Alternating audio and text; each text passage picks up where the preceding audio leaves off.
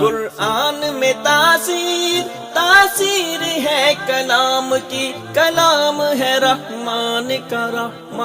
کا قرآن، قرآن اور رمضان، رمضان میں رحمت، رحمت میں روانی،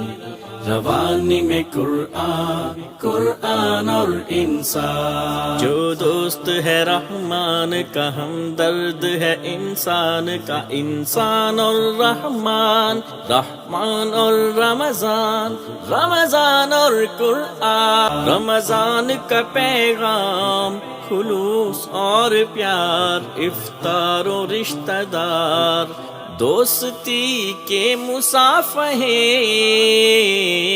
محبت کے بلاوے،